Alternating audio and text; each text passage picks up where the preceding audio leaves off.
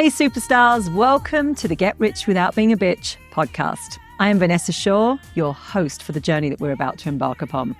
Listen, if you're in business for yourself, you want to enjoy financial empowerment, live life on your terms, and frankly, live a much richer life, you are going to be in the right place because we are going to be challenging stereotypes, breaking through glass ceilings, giving you the tips, tools, and strategies that can help you be a better version of you, build life and business on your terms.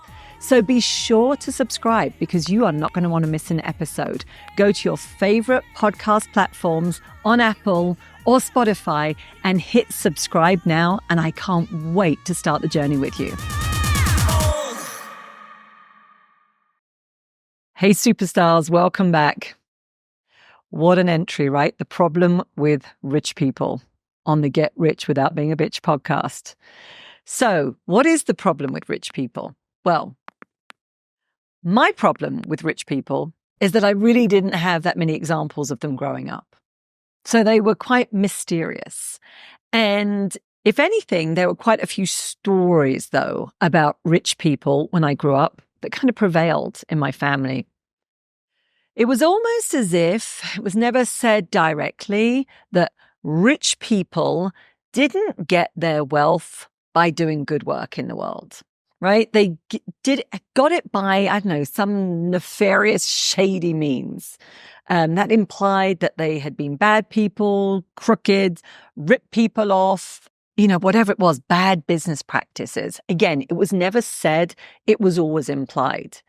And because I didn't grow up with a lot of rich people, that was kind of the stereotype that I actually took on. Right? The stereotype of they're entitled, they're mean, they're rude, they're superior, they have shady business dealings, right? Or they didn't really work for it. And I think that for a lot of us can be something that holds us back. We probably have more negative role models and negative examples around wealthy people than we have positive.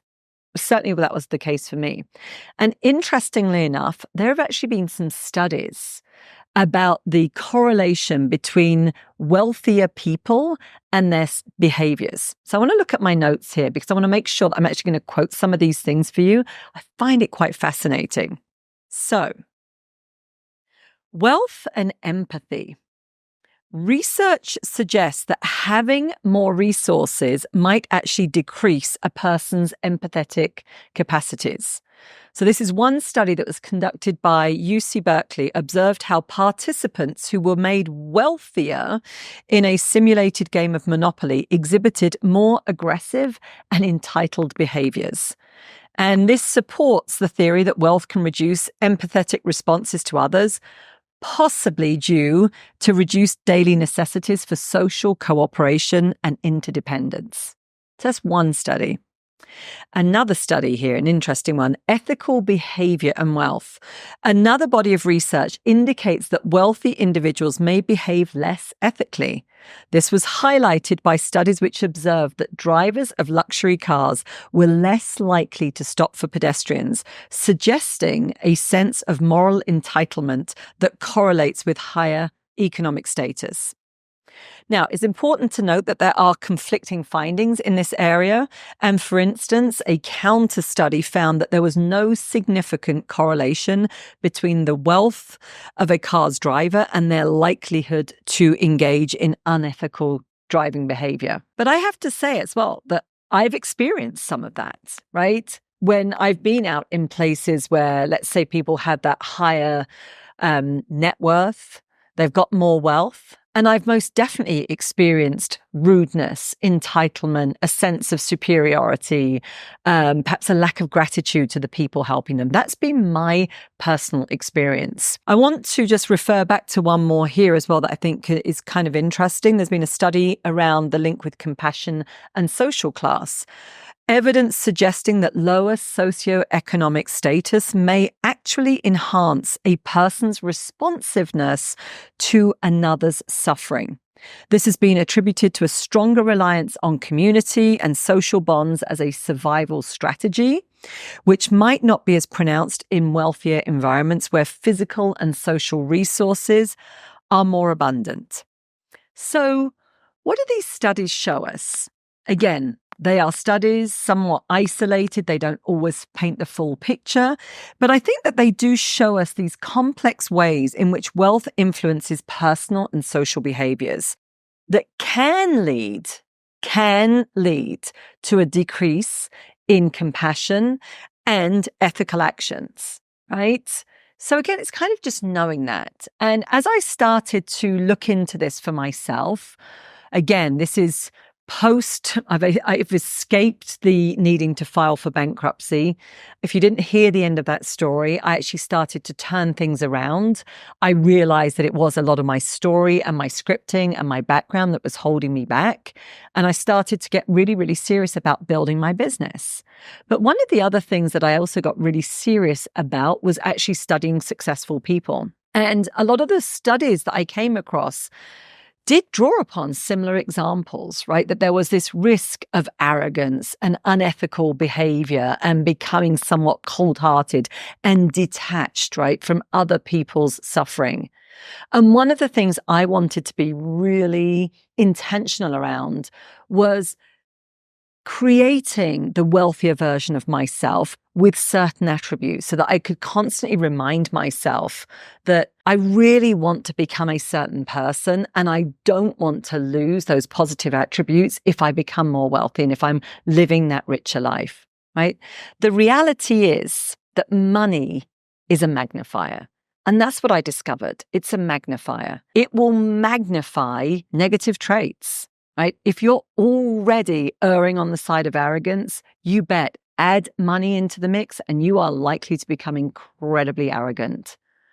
But a lot of the women that I work with aren't that way. And they're actually women that say they want to be more generous. They want to be more philanthropic. They want to do really good work in the world.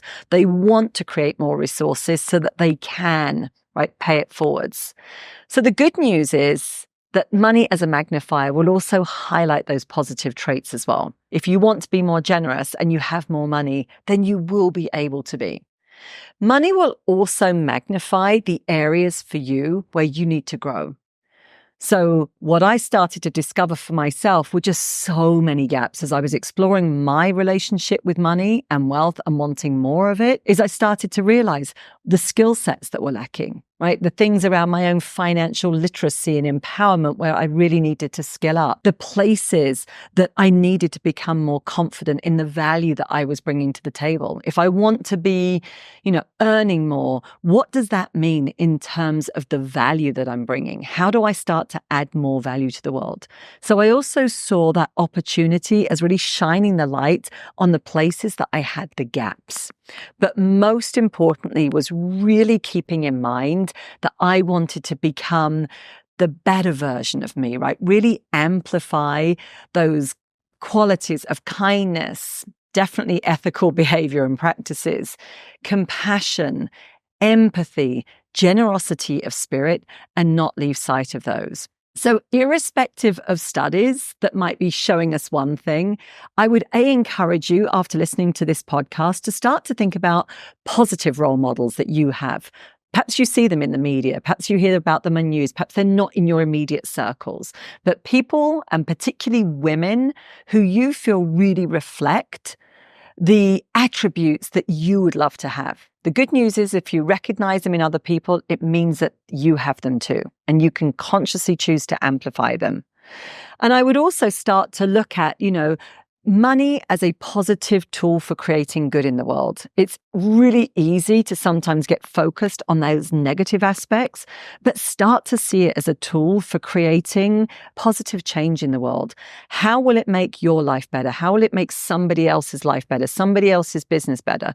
People that perhaps really do need help, the causes, the people that feel really close to your heart. The reality is when you have more, you can give more and you can do more. So as always, if you've enjoyed this episode today, please leave a review. I would love to know what's resonating with you and what change you're going to bring about as a result of listening to this today. And don't forget to hit subscribe. If you're watching this on YouTube, make sure you're hitting that subscribe so that you're catching all the videos. And if you're listening to this on the podcasts, go over to Apple and Spotify and make sure you subscribe so that you don't miss a beat.